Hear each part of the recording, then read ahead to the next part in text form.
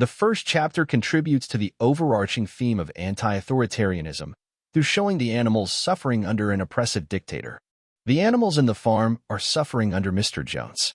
He is so drunk that he forgets to close the pop holes for the chickens. In Old Major's speech, he talks about how Mr. Jones murders them once they are no longer able to work. For example, once a dog's teeth have become dull, he would tie a brick around them, then drown them in the nearest body of water. The animals that have meat that is desired by humans go to the chopping block. Boxer will be boiled down immediately once he is no longer useful. Mr. Jones is authoritarian. He does not care about what the animals want, only his own interests. This is shown when it is said that Mr. Jones sold all 4 of Clover's foals. Clover certainly would have wanted to keep her baby horses, but Mr. Jones wanted profit. Secondly, the incompetent and authoritarian control that Mr. Jones enforces to run his farm has caused the animals to turn to communism. Major's speech has the theme that the animals work very hard, only being able to survive because they sell all their labor.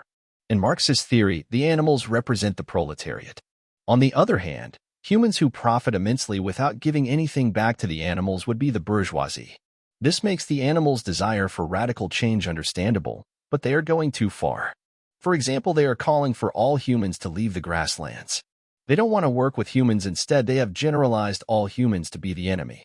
Therefore, they have justified a violent attack against all humans. This is shown when Old Major says he is calling for rebellion. He also says his dream is that there should be no humans on Earth. The Old Major also critiques Mr. Jones putting profit over the lives of the animals.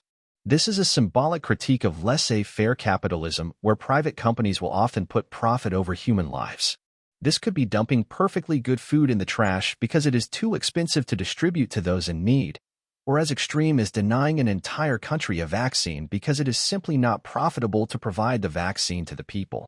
I believe Mr. Jones could symbolize a private company that has taken advantage of laissez-faire capitalism to brutally oppress their workers in the pursuit of profit. This is not the case, though, instead of representing a corrupt company. Mr. Jones' leadership is a stand-in for the monarchy in Russia. Using the historical context in which the book is written, this must be the case. The animals do not want this system to be in place any longer, to the extent that they do not even want to engage in any human activity. Bartering would be outlawed, and even living in a house or owning money is not allowed. These measures are extreme, unnecessary, and they restrict the freedoms of the animals. To enforce rules like these requires close inspection and can easily lead to totalitarian measures being put in place to impose them. The animals distinguish themselves from man, saying that man is selfish and only serves himself. Old Major calls for perfect unity and comradeship amongst all the animals. This is not the case on Manor Farm, as there is a clear hierarchy amongst the animals. The dogs are at the top, being the first to show up to the meeting amongst the animals, which characterizes their loyalty. They are also very clever, as they were the first to memorize the song Beast of England along with the pigs. Speaking of the pigs, they are next up, being just as if not smarter than the dogs. They are also strong in numbers, as there are more pigs than dogs. The horses are next, especially Boxer, who is the hardest worker on the farm, but is also one of the more simple-minded animals. The rest of the animals would follow after this. The hens, sheep, cows would be here. Lastly, the rats and the rabbits are definitively at the bottom.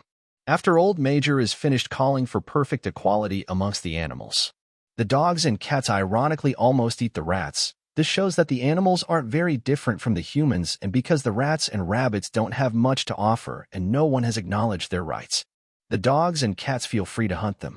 Old Major sees this, though, and holds a referendum to see if the rats and rabbits should be considered comrades. It is almost a unanimous vote, but it is discovered that the dogs and the cat have voted for both sides. This further shows that the animals are not vastly different from the humans, as they too put their own interests above other creatures and are willing to be two-faced and deceiving to do so. Animals value the lives of animals unequally. Beasts of England is about an ideal image of the world that will arise after the humans are overthrown. However, the animals aren't virtuous beings compared to humans and are likely to be two-faced, pretending everyone is equal when they actually are not.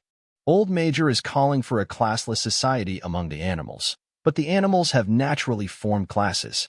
If they truly want a completely equal society, they must reflect on their differences and promise themselves they will do better, or else they will end up no better or even worse than Mr. Jones.